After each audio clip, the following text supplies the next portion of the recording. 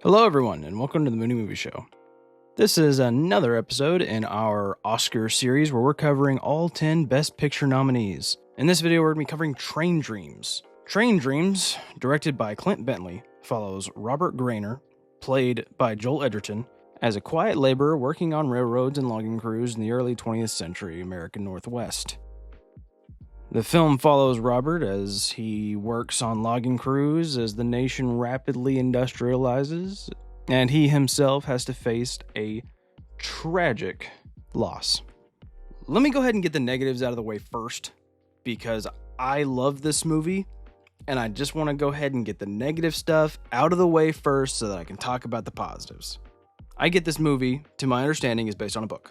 With that, they decided to do a lot of narration in this movie, and I have not read the book, so this is an assumption on my part, but my assumption is that a lot of the narration that we got is what is in the book that maybe they found a difficult time showing on screen, and they felt that they needed to just share that with the audience via narration.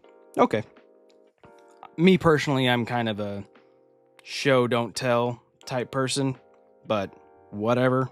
It's what they did, and I think there's some points in the movie that I do wish they had shown and not told. So maybe the narration could have been toned down a bit, but really I think I'm nitpicking here, because that's the one negative that I can find about this movie. I loved this movie. This movie is, I think, my second favorite movie up for Best Picture this year. And look, I don't think it's going to win. I wouldn't be surprised if it walks home with absolutely nothing the night of the Oscars. In fact, if I had to place money down, I would bet that. I don't think this movie's getting anything. That being said, it doesn't change the fact that I do love this movie, and it is one of my favorite of the nominees this year. I know I kind of already did it, but we're moving on to the positives now. Joel Edgerton should at the very least have been nominated this year for Best Lead Actor. I'm not saying he should have won, because I still think if I'm an Academy of voter, there's one or two performances I'm still voting for above him. But I think, man, he should have at least made the list, because there's one or two on the list that I would easily bump down below Joel Edgerton's performance in this movie. Without his performance being as amazing as it is, this movie would not have worked. He did an amazing job of making the audience feel every emotion that he is in the movie. Every moment of joy, every moment of tragedy, all of the little emotions in his eyes. Good God, this dude knows how to act with his eyes better than most. You just feel. And that's my standard for actors.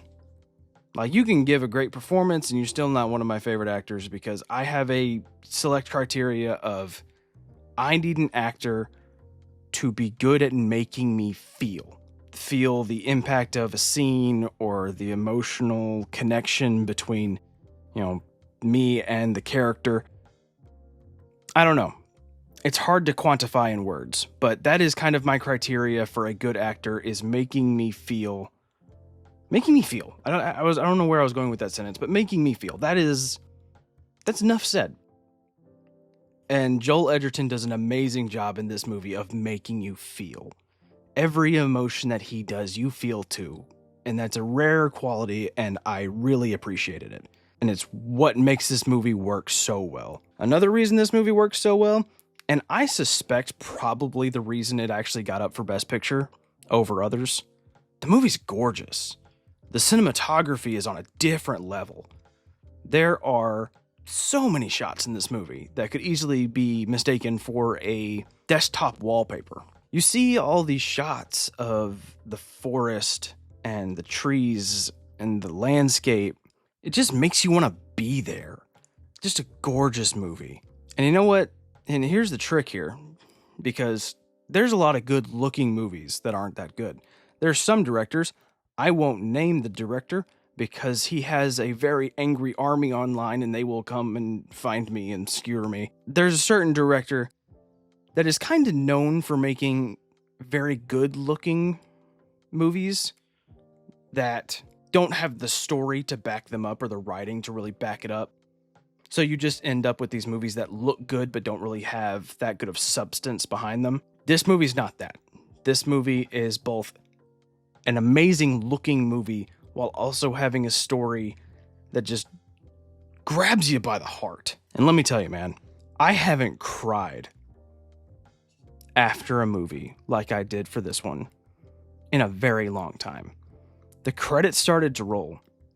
And, there was a couple moments where, you feel the eyes getting a little moist, but, you're fine.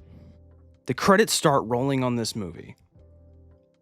And I leaned forward in my chair and I just wept. It was such an emotional experience. And maybe, I don't know, maybe it was just a personal thing. Maybe you'll watch this and you won't feel the same way. You'll think of me like, man, what a wuss. Why'd he cry at the end of this? Whatever. I think if you do that, you simply lack empathy, but whatever.